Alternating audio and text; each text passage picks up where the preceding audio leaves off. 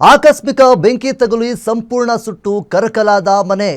ಬೀದರ್ ತಾಲೂಕಿನ ಇಪ್ಪಾಳಗಾಂವ್ ಗ್ರಾಮದಲ್ಲಿ ನಡೆದಿರುವಂತಹ ಘಟನೆ ಇದು.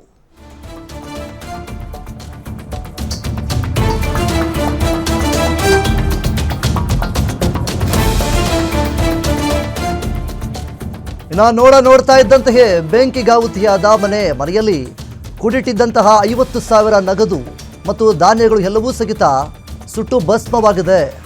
ಬೆಂಕಿಯನ್ನು ನಂದಿಸೋದಕ್ಕೋಸ್ಕರ ಸ್ಥಳೀಯರು ಹರಸಾಹಸವನ್ನು ಪಟ್ಟಿದ್ದಾರೆ. ಅದೃಷ್ಟ ಅಂತಂದರೆ ಯಾವುದೇ ಪ್ರಾಣಾಪಾಯ ಸಂಭವಿಸಿಲ್ಲ. ಇದು ಜನವಾಡ ಪೊಲೀಸ್ ಠಾಣಾ ವ್ಯಾಪ್ತಿಯಲ್ಲಿ ನಡೆದಿರುವಂತಹ ಘಟನೆ ಇದು.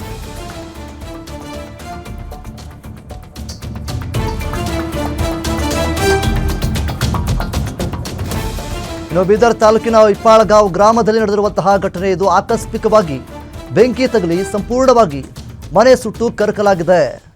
ಸೊ ಒಂದು ಮನೆಯನ್ನು ನಿರ್ಮಾಣ ಮಾಡ್ಕೊಂಡಿರ್ತಾರೆ ಶೆಡ್ನ ರೀತಿಯಲ್ಲಿ.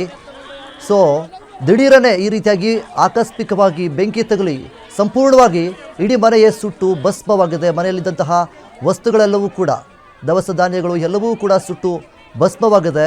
ಸದ್ಯದ ಮಟ್ಟಿಗೆ ಆ ಮನೆಯವರು ಕುಟುಂಬಸ್ಥರು ಎಲ್ಲರೂ ಕೂಡ ಕಣ್ಣೀರನ್ನು ಹಾಕ್ತಾ ಇದ್ದಾರೆ.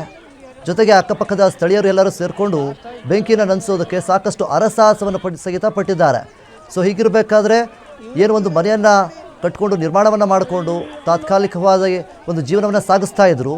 ಈಗ ಅದು ಖಂಡಿತವಾಗಲೂ ಅವರ ಮನೆಯವರಿಗೆ ಕುಟುಂಬಸ್ಥರಿಗೆ ಎಲ್ಲರಿಗೂ ಕೂಡ ಬೇಸರ ತರುವಂತಹ ವಿಷಯ.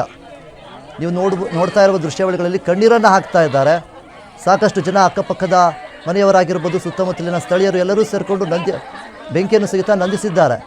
ಸೊ ಹೀಗಿರಬೇಕಾದ್ರೆ ಆ ಒಂದು ಮನೆಯವರು ಈಗ ಸದ್ಯದ ಮಟ್ಟಿಗೆ ಕಣ್ಣೀರನ್ನು ಹಾಕ್ತಾ ಇದ್ದಾರೆ.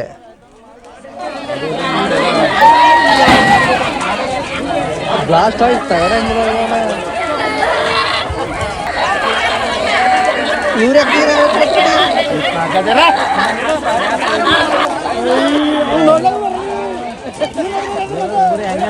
ಎಷ್ಟು